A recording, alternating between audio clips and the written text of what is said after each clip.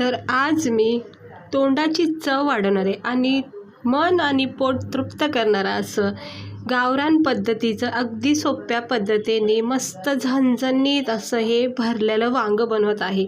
इकडे बघू शकता इतकं छान टेस्टी चवदार आणि अगदी सोप्या पद्धतीने मी हे गावरान पद्धतीचं भरलेलं वांगं बनवलेलं आहे। तर व्हिडिओ पूर्ण बघा, रेसिपी आवडली तर लाईक करा, चॅनलला सबस्क्राइबर करा। तर इकडे बघू शकता मस्तपैकी अशी हिरवेगार वांगे घेऊन आलेत। आता वांगं म्हणलं की भरलेलं वांगं हे माझे खूप आवडीचं आहे। त्याला मी कट केलं, 4 भाग केल्यात, थोड्याशा मिठाच्या पाण्यात ठेवून दिले जेणेकरून काळे पडत नाहीत। हे पाहू शकता मस्त असं बीचं वांगं आहे, खूप चवदार बनतं बीचं वांगं नॉर्मल वांग्यापेक्षा। इकडे मी एक बारीक छोटा टमाटर बारीक कट करून घेतलंय, हवं तिकडे कांदा सुद्धा छोटासा वापरू शकता।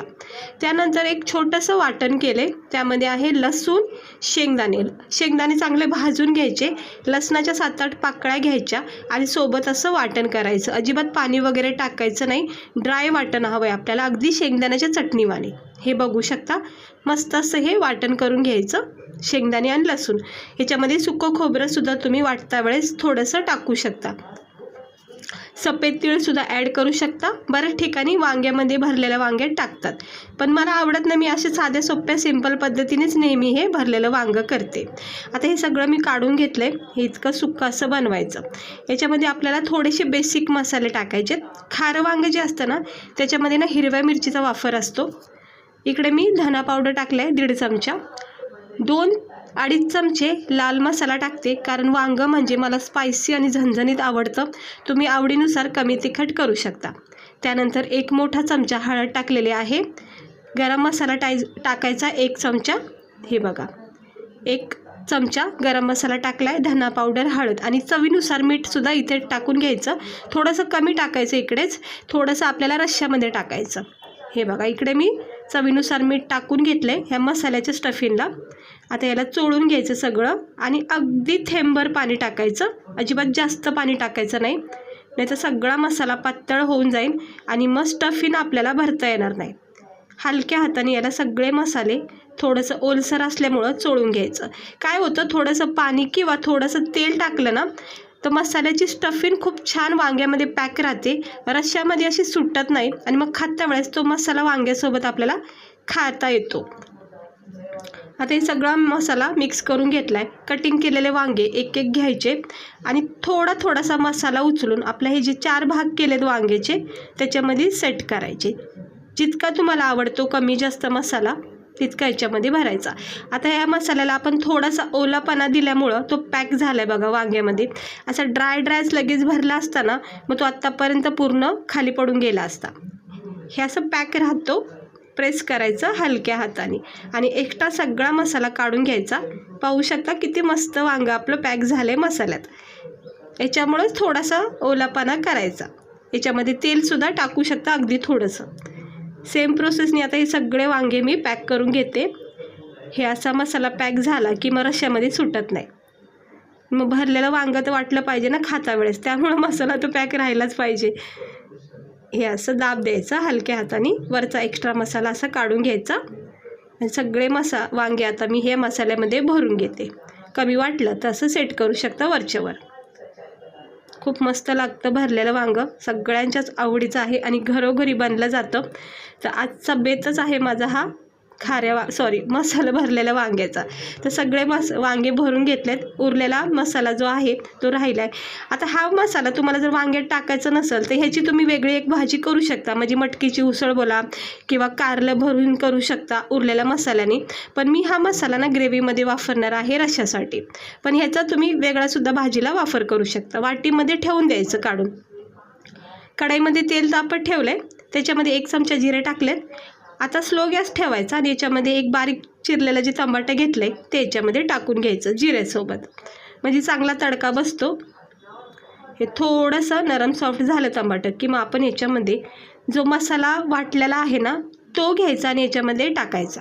लगेच वांगे टाकू नका, कारण मग वरून जर वांग्यामध्ये मसाला सोडला तर मग तो चांगला व्यवस्थित बसत नाही रश्श्याला। आता ह्या तेलामध्ये मी ते उरलेला मसाला सगळा टाकून घेते। हे बघा हे असं टाकून घ्यायचं। पुन्हा एकदा सांगते, हा मसाला जर टाकायचा नसेल तर तुम्ही याची वेगळी भाजी करू शकता. मटकीची उसळ, भरलेला दोडका, भरलेलं शिमला मिरची वगैरे सुद्धा उरलेल्या मसाल्याने होऊ शकते. कधी कधी असं होतं की जास्त वाटण होऊन जातं आणि मग मसाला उरला जातो. थोडंसं पाणी टाकायचं, ह्याची एक छान ग्रेव्ही बनवा. हे बघू शकता किती मस्त सुंदर असा रंग आलेला आहे.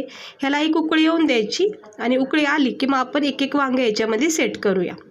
हे बघा, थोडंसं मीठ आणि हळद मीठ आणि हळद टाकते, कारण की परत एकदा टाकले ना अशी रश्श्यामध्ये मग चांगली चव येते अजून पण, म्हणून सुरुवातीलाच थोडंसं कमी टाकायचं मीठ.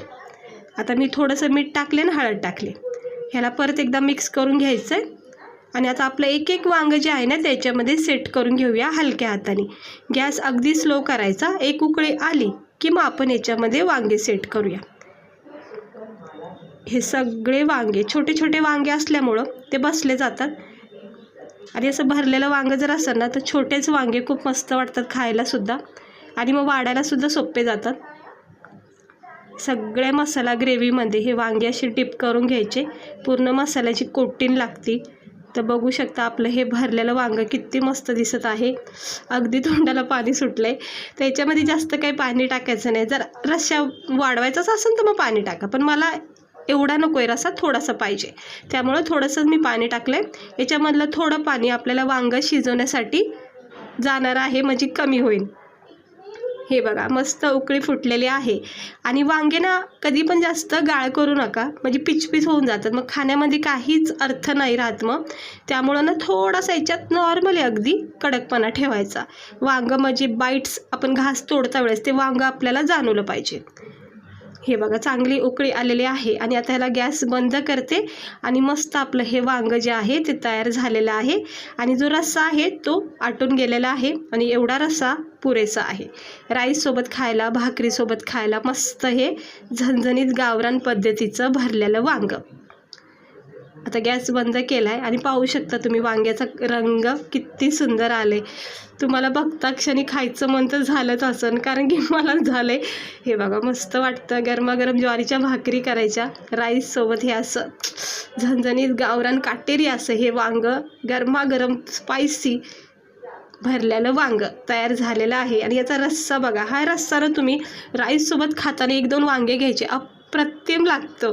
मला तर खूप आवडते भरलेलं वांगं ना भाकरीसोबत आणि भातासोबत.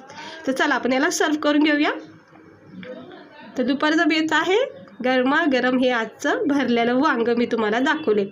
कसा वाटतं आपलं वांग्याचा रंग, याची तरी आणि याची जी ग्रेव्ही बनवलेली आहे, शेंगदाणे लसूण, एकदम मस्त वाटते बघा. घट दाटसर झालेला आहे रस्सा. आता ज्वारीची कडक भाकरी करा, बाजरीची भाकरी करा किंवा गरमागरम राईससोबत याला सर्व करा. अप्रतिम लागतो खाता वेळेस. कांद्याची पात, लोणचं, पापड घेऊन खूप मस्त असं गावरान बेत करा.